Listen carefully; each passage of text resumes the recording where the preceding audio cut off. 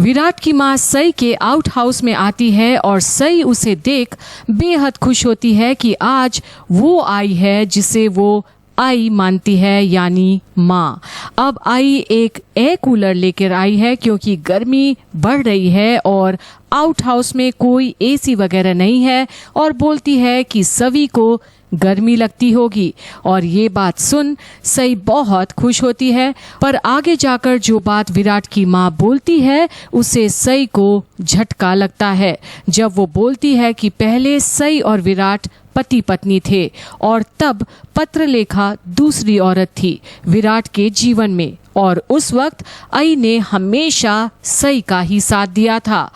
और इस बात से सई भी वाकिफ रखती है। पर अचानक जब आई बोलती है कि अब विराट की पत्नी पाखी है और सई अब उसके जीवन में एक दूसरी औरत की तरह है और बोलती है कि सई को कोई अधिकार नहीं कि विराट और पाखी की गृहस्थी को उजाड़े और उनके हंसती खेलती जिंदगी में दखलंदाजी करने की, क्योंकि सई के वहां आने से अब पाखी बिल्कुल डर गई है कि कहीं सई वीनू को उससे छीन ना ले। और आगे बोलती है आई कि सई को कोई अधिकार नहीं पाखी की जिंदगी को इस तरह उथल पुथल करने की, क्योंकि उसकी सारी जिंदगी सिर्फ विराट और वीनू के इर्द गिर्द ही घूमती है और क्योंकि वो अब कभी माँ नहीं बन पाएगी, सई को कोई अधिकार नहीं पाखी से उसका वीनू छीनने की। और बोलती है कि वीनू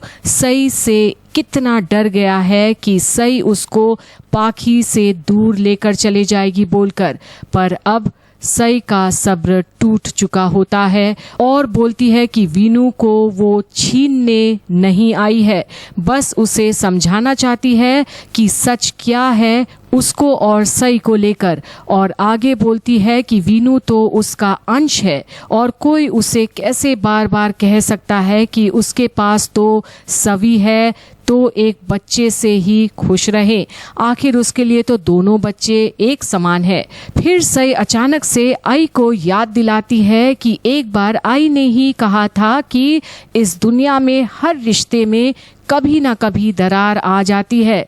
दूरियां आ जाती है, पर माँ बेटी के रिश्ते में कभी दूरियां नहीं आती। पर अब एक रोती हुई सई आई से कहती है कि अब तो उसके और जिसको वो अपनी आई समझती थी उनके बीच में भी दरार पैदा हो गई है और पूछती है कि क्या उनको वाकई में लगता है कि सई वहाँ उनके बेटे विराट का घर तोड़ने आई है। और सई की ये बात सुन आई को होता है अफसोस कि अब सई और उनके बीच वाकई में इस बात को लेकर दरार पैदा हो गई है। पर तभी सई आई को मिसेस चौहान करके संबोधित करती है और बोलती है कि ममता का तराजू एक माँ के लिए हर बच्चे के लिए बराबर होता है और बोलती है कि वो एक माँ होकर कैसे दोनों बच्चे में फर्क करे। और आई बस सई को देखते रह जाती है और आखिरकार बोल पड़ती है कि वो वीनू को छीनने नहीं आई है और बस उसे समझा बुझाकर अपने साथ लेकर वापस जाना चाहती है। और ये बात सुन आई एकदम घबरा जाती है जब सई आगे बोलती है कि अपने ही अंश को दूसरों से वापस लेना को छीनना नहीं कहते, पर अब आई बोलती है कि किस्मत का खेल ही ऐसा है कि उसके लिए एक तरफ तो सई है और दूसरे तरफ पत्रलेखा जो उसे भी आई बुलाती है और बोलती है कि उसकी जिंदगी की डोर वीनू के साथ इस कदर जुड़ा है कि अगर वीनू चला गया पाखी के जिंदगी से तो वो शायद मर जाएगी। और आगे सई को बोलती है कि कहीं वो वीनू को हासिल करने के चक्कर में कहीं विराट का घर ही ना उजड़ जाए। और रोते हुए सई के आगे हाथ जोड़कर उठकर चले जाती है और सई बस एक रोते हुए स्थिति में बैठे रह जाती है इस धर्म संकट में कि आखिर अब वो करे तो क्या करे। एक तरफ माँ का ममता और एक तरफ पाखी की जिंदगी की डोर है, आगे सई क्या करेगी। देखते रहिए गुम है किसी के प्यार में की अपडेट्स कंप्लीट बॉलीवुड पर।